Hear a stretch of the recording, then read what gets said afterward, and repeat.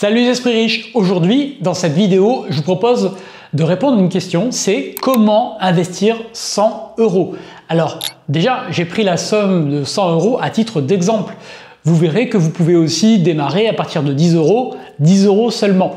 Peut-être que vous êtes étudiant ou que vous avez des revenus modestes tout simplement et quel que soit votre cas, en fait, si vous n'avez pas besoin d'attendre du tout de gagner beaucoup plus pour investir.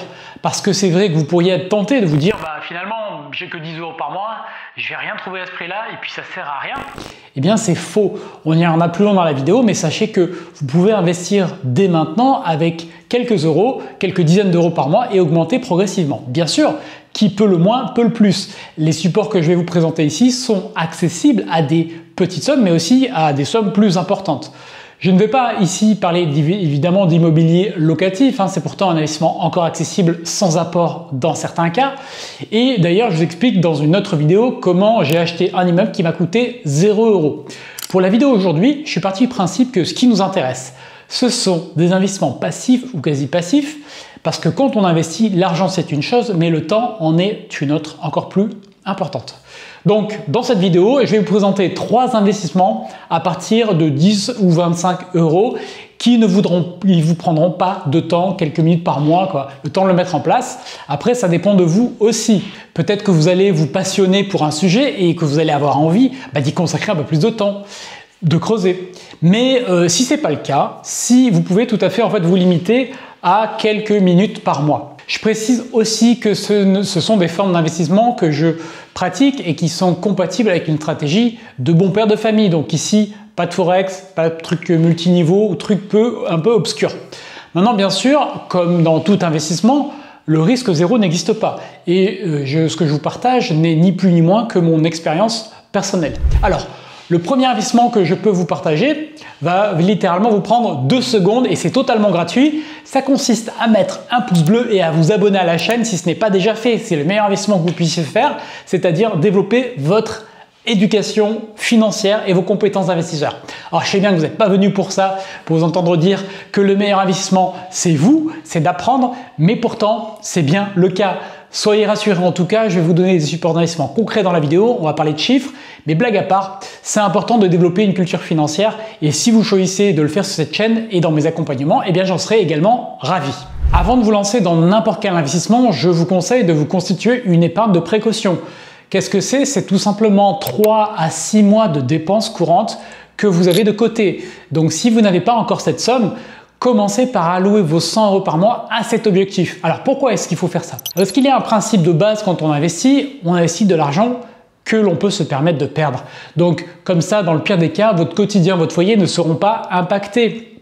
Rappelez-vous que vous investissez pour ne pas dépendre d'une seule source de revenus, pour créer la vie dont vous rêvez et pour vous permettre de vous mettre à l'abri. Donc prenez les précautions qui s'imposent pour éviter d'avoir à payer le loyer avec l'argent de Noël des enfants. La vie est pleine d'imprévus, de la voiture qui tombe en panne, à l'employeur qui fait faillite, en passant par une petite crise inattendue. Petite crise sanitaire, hop, sortie de derrière les fagots. Donc, soyez prévoyants pour pouvoir investir sereinement et construire véritablement. D'ailleurs, si vous voulez détoxifier vos finances, je vous renvoie vers ma formation « Je prends mon argent en main » dans laquelle je vous explique tout ça, je vous guide pour faire le point et optimiser. Lien en description.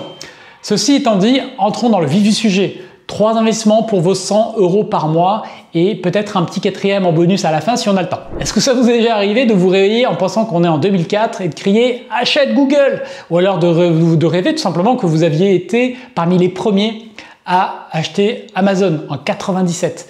À l'époque, moi j'étais bien loin d'investir et ça aurait été génial, ne serait-ce que d'acheter une action Amazon, 18 $. Vous savez combien ça vaut aujourd'hui? 40 000 $, rien que ça. C'est le genre d'opportunité qu'on regrette de ne pas avoir pu saisir. Eh bien, évidemment, j'ai encore mieux comme chiffre. Si vous aviez investi 10 € dans le Bitcoin à sa sortie, aujourd'hui vous serez millionnaire. Bon, évidemment, là vous dites peut-être « Bon, Mickaël, t'es gentil avec tes exemples hypothétiques, mais ça me dit toujours pas dans quoi investir mes 100 €. La réponse, je pense, elle se trouve en partie, c'est une des solutions dans la crypto. Aujourd'hui, on ne peut plus ignorer la crypto, en tout cas vous ne devriez pas l'ignorer. La technologie en tant que telle de la blockchain, évidemment, c'est une révolution, elle ne fait que commencer. Et moi, je fais toujours le parallèle avec Internet. Si vous vous rappelez d'Internet en 96, si vous étiez là, si vous l'avez vu arriver, est-ce que vous avez imaginé à l'époque ce que ça allait devenir, comment ça allait transformer notre vie? Un jour, votre adresse Internet comptera plus que votre numéro de téléphone. Vos échanges commerciaux s'effectueront en toute sécurité. Il y a beaucoup de visions de l'avenir d'Internet. Pour moi, la crypto, la blockchain, c'est une révolution du même ordre. Une révolution déjà qui ne fait que commencer, et les regrets qu'on aurait pu avoir par rapport à Amazon ou Google ou à d'autres, eh bien, dans quelques années, vous les aurez par rapport à la crypto-monnaie si vous passez à côté maintenant. Et je pense très sincèrement qu'il n'est pas trop tard pour investir dans la crypto-monnaie. Alors certes, vous avez raté les premières années, l'envolée du Bitcoin, moi aussi dans une certaine mesure, je pensais que c'était du vent, jusqu'à ce qu'un ami, Fabien, me fasse passer de l'autre côté du miroir en 2016. Eh bien, j'ai découvert cet écosystème passionnant depuis. Bien sûr, et attention, il y a des arnaques, il y a plein de façons d'investir et de perdre tout son argent, mais c'est comme pour tout. Il faut aussi viser les projets solides et ceux avec des réelles applications, tout simplement. J'ai fait une vidéo d'introduction à la crypto-monnaie si vous avez besoin de vous familiariser avec cet écosystème. J'ai aussi une autre vidéo où j'aborde plus en détail l'avenir de la crypto-monnaie. Je vous mettrai les liens ici et en description. Alors, ce que vous devez bien comprendre, c'est que la raison pour laquelle je place la crypto-monnaie en première position dans ce classement, c'est tout simplement parce que c'est peut-être là qu'il y a le plus de potentiel. C'est là où vos 100 euros peuvent devenir 1000 euros. Ça va être beaucoup plus facile dans la crypto-monnaie que dans les autres solutions que je vais vous proposer après. Le mot de précaution, évidemment, est toujours le même. La crypto-monnaie, ça peut devenir assez technique, c'est décentralisé, il n'y a pas d'intermédiaire. Alors, ça, c'est l'avantage parce qu'on fait ce qu'on veut de son argent, personne ne posera jamais de questions. Mais le pendant de ça, c'est la responsabilité. Il faut donc bien sécuriser votre portefeuille. Là où votre banque va bloquer des virements sortants parce que ça part vers des pays dont elle n'a pas l'habitude, etc. et vous demandez de vous justifier de ce que vous faites de votre propre argent, eh bien, dans la crypto, personne ne vous demandera ça et donc il n'y a pas cette barrière-là. Et puis, tout va vite dans la crypto, où il y a des dizaines de nouvelles cryptos qui apparaissent chaque semaine. C'est très volatile. Vous pouvez prendre 1000% une semaine et en perdre 50% la semaine suivante. Donc tout ça, je l'explique dans les vidéos que j'ai citées précédemment, donc je ne vais pas revenir dessus. Mais en synthèse, c'est un univers où on peut aller des projets très sérieux et qui commencent à être vraiment solides, comme tout simplement le Bitcoin ou l'Ethereum, à des projets beaucoup plus douteux comme différents shitcoins que je ne citerai pas. Donc, comme toujours, n'investissez que de l'argent que vous pouvez vous permettre de perdre et ne paniquez pas devant les mouvements haussiers ou baissiers qui sont importants. La volatilité dans la crypto est très importante. Je vous donne un exemple. Dans la formation Bitcoin et Crypto Trading qu'on a fait avec Fabien, chaque année, Fabien donne le top 10 des meilleurs projets dans lesquels se positionner, ce qu'on appelle le millésime. Cette année, c'est un portefeuille, pour reprendre les termes de Fabien, qui est limite bon père de famille. C'est-à-dire, quand je regarde cette performance, aujourd'hui, il en est à 260%. Pour un truc bon père de famille en quelques mois, avouez que c'est pas mal. Et ça, sans faire de trading en fait, c'est juste en se positionnant, en achetant quelques tokens et en les gardant. Donc dans le millésime, vous avez des tokens à moins d'$, d'autres à quelques dollars, et bien sûr, il y a du Bitcoin et l'Ethereum. Des valeurs sûres qui, sur le long terme, vont continuer de progresser, bien qu'elles ne vont pas faire fois 1000% comme peuvent le faire évidemment des projets plus petits. Donc voici d'autres projets solides pour que vous voyez à quel point ils ont évolué depuis le début de l'année. Vous pouvez regarder le projet qui s'appelle Solana, un autre projet qui s'appelle Terra Luna, un projet qui s'appelle Phantom. 3 projets qui ont eu une très très belle progression. Je peux citer Polkadot, Kusama ou d'autres, mais bref. Vous le voyez, en crypto, trouver dans quoi investir 100 €, c'est pas un problème du tout. Même le Bitcoin à plus de 50 000 $, au moment où j'enregistre cette vidéo, peut s'acheter par fraction et je pense qu'il finira par atteindre les 100 000 $ et plus au fil des années à venir. Donc pour résumer, dans la crypto, si vous avez 100 € à investir, il y a en gros 3 approches un petit peu différentes. La première, c'est d'investir un peu tous les mois dans le Bitcoin et l'Ethereum parce que ce sont les cryptos de référence. Vous n'allez pas forcément en voir le fruit tout de suite, c'est un investissement plus sur le long terme et une confiance dans les valeurs les plus sûres de l'écosystème crypto. Du coup, très passif, vous n'avez rien à faire. C'est l'approche, on va dire, que peut suivre 99% des gens. Ensuite, deuxième approche, un peu plus avancée, avec un peu plus de rendement à la clé potentiellement, c'est de suivre notre millésime tout simplement, de vous former par la même occasion auprès de Fabien et moi-même, et puis c'est quelque chose qui va rester passif. Là, c'est juste qu'au lieu de miser sur les 2 plus grosses cryptos, vous allez avoir un ensemble, un portefeuille de cryptos un peu plus large qui aura un potentiel de gain bien plus important. Là, on est sur du moyen long terme, on parle de 6 mois, 1 an, 2 ans, 3 ans, voilà. Et puis, la troisième approche pour investir dans la crypto, c'est tout simplement de faire le grand plongeon dans l'univers et de vous documenter tous les jours, de lire les projets. Moi, c'est ce que je fais, je consacre plusieurs heures par jour à chaque fois à faire ça, et développer votre instinct, vos connaissances, votre méthode pour sélectionner les projets de manière assez avancée, assez tôt, pour profiter des fortes hausses. Donc voilà pour la crypto. Si ça vous intéresse, vous avez des vidéos sur la chaîne, et dans tous les cas, si vous ne voulez même pas vous intéresser à la crypto, il vous suffit simplement d'ouvrir un compte sur n'importe quelle plateforme, d'acheter un peu de Bitcoin ou d'Ethereum et de vous arrêter là.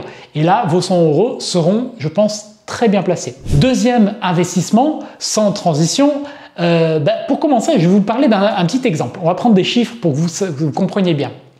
Imaginez, vous avez 25 ans, vous pensez à votre retraite. Alors je sais déjà, c'est bizarre, hein, allez consulter un médecin, mais voilà, vous pensez à votre retraite, vous avez 25 ans. Si vous mettez 100 € par mois dessus, à l'âge de la retraite, vous aurez 172 000 €. C'est-à-dire le capital investi, donc 100 € par mois pendant 35 ans, ça fait 42 000 €. Et vous aurez en plus 130 000 € de gains. C'est-à-dire simplement ce qu'auront généré vos 42 000 €. L'investissement qui vous permet de faire ça, c'est tout simplement la bourse. Je vais aussi vous parler d'une autre option à horizon plus court terme que la bourse dans la troisième option que je vais vous donner. Mais je ne peux pas ignorer la bourse dans cette vidéo pour 3 raisons. La première, c'est que si vous avez un horizon long terme de placement, le risque de perdre de l'argent est très faible. En plus, si vous pouvez faire quelque chose d'extrêmement passif en bourse, voire de complètement automatisé. Et enfin, comme vous venez de le voir, il y a les intérêts composés qui créent un effet boule de neige qui est juste phénoménal. 100 € minimum, c'est une bonne somme pour obtenir des résultats particulièrement intéressants. Après, c'est une stratégie que vous pouvez tout à fait mettre en place avec 25 € par mois. En dessous de 25 € par mois, c'est sûr que ça ne représente pas forcément beaucoup d'intérêt. Si vous me suivez depuis un certain temps, vous savez que j'ai un portefeuille boursier bien sûr et que j'ai aussi mis en place la même chose pour mes enfants. J'ai commencé à la naissance de l'aîné et donc, bien qu'il soit encore jeune, il a déjà cumulé plus de 1 700 € d'intérêt seulement. Donc vous avez vu, on a pris un exemple à 100 € par mois placé à 7%. On peut prendre un autre exemple en plaçant ne serait-ce que 25 € par mois à 5% pour prendre une hypothèse vraiment très prudente. Au 18e anniversaire de votre enfant, c'est près de 9 000 € que vous auriez à lui offrir, dont 3 000 € d'intérêt. Donc les résultats ne sont évidemment pas les mêmes, mais ça vous montre quand même que ce que vous pouvez accomplir avec une très petite somme, avec un rendement très conservateur. Donc dans ce cas-là, comme je le vois, une épargne minimum rapporte bien plus que tout simplement un livret A. Donc maintenant, comment faire pour placer 100 € par mois dans la bourse? Vous avez une approche hyper basique et une autre approche qui reste très simple mais qui demande un peu plus de mise en place. À vous de voir ce qui vous correspond le plus, pareil que pour la crypto. Donc vous pouvez toujours commencer par l'approche basique dans un premier temps et évoluer éventuellement vers l'autre stratégie par la suite. L'approche la plus simple, c'est d'investir tous les mois dans un ETF monde. Un ETF, c'est un panier qui réplique la performance des différentes actions qu'il contient. C'est un moyen de diversifier très facilement votre investissement plutôt de sélectionner des titres individuels. Un ETF monde, comme son nom l'indique, va répliquer la performance des marchés boursiers des pays développés. Vous avez aussi des ETF par exemple sur l'Europe, l'Asie, les États-Unis bien sûr, et puis même par secteur d'activité.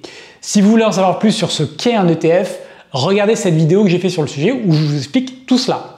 Mais donc, dans le cas qui nous occupe ici, je partirai tout simplement sur un ETF monde. Vous en avez plusieurs, vous avez le Lyxor MSCI World ou le Amundi MSCI World par exemple, et vous placez ça sur un compte titre et vous placez vos 100 €, vous achetez chaque mois des parts de cet ETF. Voilà, il n'y a pas à compliquer les choses plus que cela. Regardez la performance de ces placements sur l'année écoulée et même sur les années précédentes. Vous voyez que vous profitez pleinement des marchés boursiers puisque les États-Unis dans ce type d'ETF vont représenter 50% à 60% de l'indice parce que les États-Unis restent le marché principal de l'investissement boursier. Donc vous allez être exposé à plein de marchés différents, un très bon moyen de vous diversifier. Si vous voulez vous impliquer un petit peu plus, eh bien vous pouvez passer à l'étape suivante qui consiste à mettre en place ce que j'appelle une allocation d'actifs. C'est-à-dire qu'en plus d'investir régulièrement, vous allez choisir plusieurs catégories d'actifs, des ETF, peut-être même des actions en direct. Je ne vais pas du tout détailler cette approche ici parce que j'ai récemment fait une vidéo sur toute cette thématique où j'explique chiffres à l'appui pourquoi le risque de l'investissement boursier est très faible à long terme. Je vous explique quelle est ma stratégie, comment la mettre en place et comment créer ce que j'appelle un portefeuille passif. Donc si ça vous intéresse, regardez cette vidéo pour aller plus loin. Quoi qu'il en soit, ce qu'il y a de bien aujourd'hui, c'est qu'il est possible d'automatiser vos investissements mensuels grâce aux courtiers en ligne nouvelle génération qui proposent de l'investissement programmé. C'est d'ailleurs quelque chose dont je vous parlais déjà dans mon comparatif de courtiers que je vous remets ici. Il y a pas mal de vidéos vers lesquelles je vous renvoie parce que j'ai déjà parlé de plein de sujets en détail. Un courtier en bourse, évidemment, il vous propose de placer vos ordres d'achat, de vente et de gérer votre portefeuille. Ça, c'est la base. Mais la nouvelle génération de courtiers va plus loin en proposant notamment des services d'investissement programmé. L'investissement programmé, ou ce qu'on appelle le auto-invest parfois, c'est ce qu'on retrouve chez Trading 212 ou Trade Republic pour ne citer que ces deux-là. Ils vont vous permettre d'automatiser complètement ce placement que vous pouvez faire tous les mois. Donc vous allez définir une allocation d'actifs ou un support, par exemple notre fameux ETF Monde, et chaque mois vous allez dire je veux investir 100 € dessus. On peut difficilement faire plus passif que ça. Autre avantage que propose notamment Trading 212, c'est d'investir dans des fractions d'actions. Imaginons que vous souhaitiez acheter des actions comme Alphabet, c'est la société de Google, ou Amazon, mais que vous n'ayez pas 2500 € sous la main, c'est le prix d'une action. Plutôt que d'attendre 2 ans pour réunir cette somme à coût de 100 € par mois, eh bien vous pouvez acheter des fractions d'actions proportionnelles à vos 100 € ou à toute autre somme d'ailleurs. Voilà ce que je pouvais vous dire sur la bourse en synthèse. Là encore, je vous mets des ressources dans la description si vous souhaitez approfondir. Maintenant, parlons du troisième troisième manière d'investir vos 100 € que je peux vous recommander. Le troisième support d'investissement, il sort complètement de tout ce qui est marché financier. Donc, pas de cotation indirecte. C'est vrai que les gens ont tendance à transpirer, à avoir la petite goutte au front dès qu'ils voient le prix de quelque chose qu'ils possèdent changer en permanence sur un écran. Ça, c'est un petit peu le travers de la bourse et de la crypto. Là, ici, vous n'aurez pas ce problème-là parce que ce n'est pas coté en temps réel. C'est quelque chose qui est du coup plus rassurant. Ça va être aussi plus rassurant pour une simple et bonne raison, c'est qu'en face, vous avez un actif tangible. D'autant que ce sont des investissements à l'horizon beaucoup plus court. Typiquement, on va être sur du 6 à 36 mois. En tout cas, l'horizon sera défini dans le temps. C'est particulièrement adapté si vous avez envie de faire travailler votre argent, mais que vous ne voulez pas qu'il reste investi sur 10 ou 20 ans. Il s'agit du financement participatif. Alors, je ne parle pas des plateformes genre Ulule ou d'autres pour financer des projets. Ici, on parle de crowdfunding ou de crowdlending. La différence entre les deux, c'est qu'en général, le funding, c'est pour financer des projets typiquement immobiliers et le lending, c'est souvent pour financer des entreprises et des entrepreneurs. Alors, en quoi ça consiste? Si jamais vous ne connaissez pas, eh bien, on va prendre l'exemple d'un marchand de biens. Pour éviter des délais plutôt longs du financement bancaire ou pour compléter tout simplement un financement bancaire, il va pouvoir aller sur une plateforme dédiée au financement participatif, présenter son projet et demander par exemple 450 000 € pour boucler son opération. Le ticket d'entrée ici va être fixé à un certain montant. Généralement, on va plutôt parler de 1000 € et donc vous pouvez décider de prêter 1000 € ou plus à ce marchand de biens pour son projet. Vous serez remboursé tous les mois ou à échéance selon les cas en ayant perçu des intérêts pour avoir prêté votre argent. Donc vous devenez la banque tout simplement.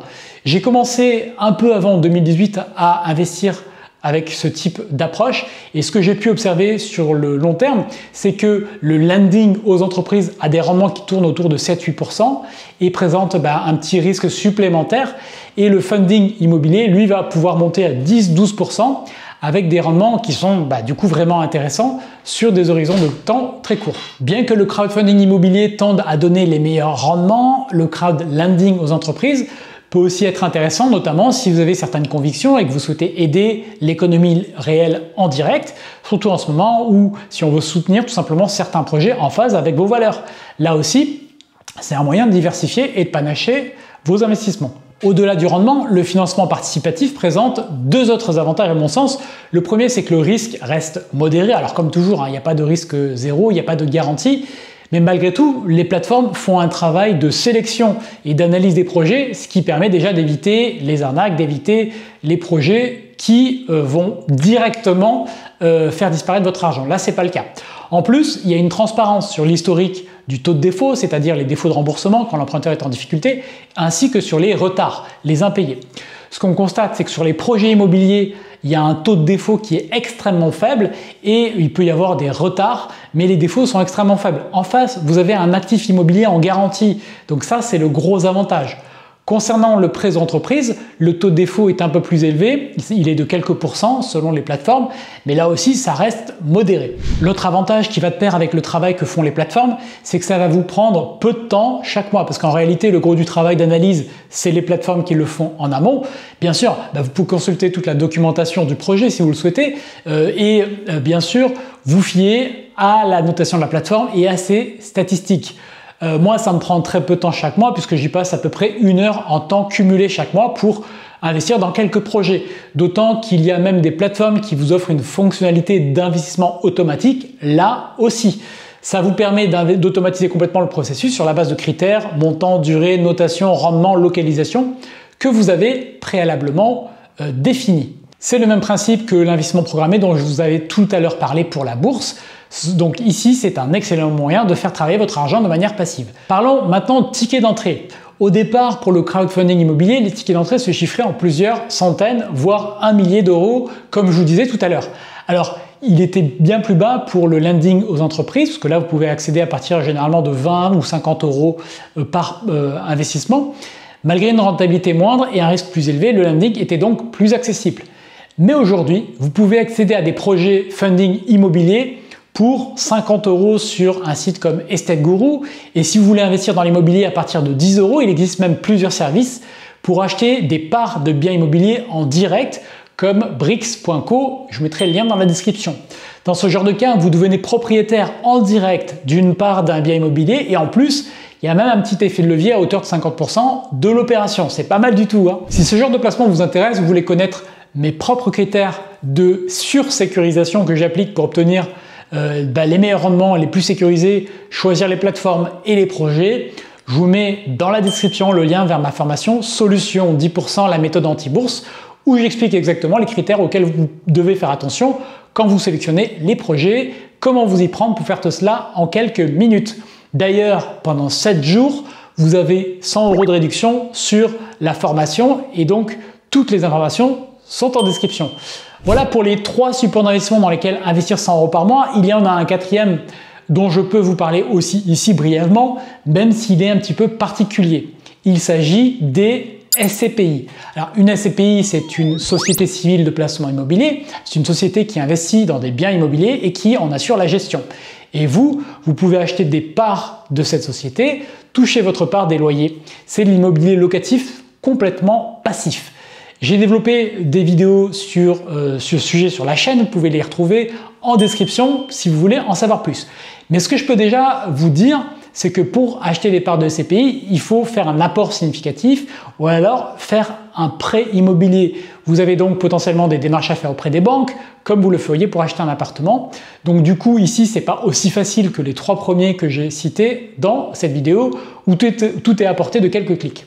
La raison pour laquelle je vous en touche quand même 2 mots, c'est que si vous faites un prêt pour acheter des parts de SCPI, ce que je vous recommande en général pour profiter de l'effet de levier de la banque, vous allez devoir faire un effort d'épargne chaque mois, puisqu'en gros le rendement des SCPI, même les meilleurs, ça va être 6-7%, mais ça va généralement pas tout à fait compenser le remboursement d'un crédit sur la totalité de la somme.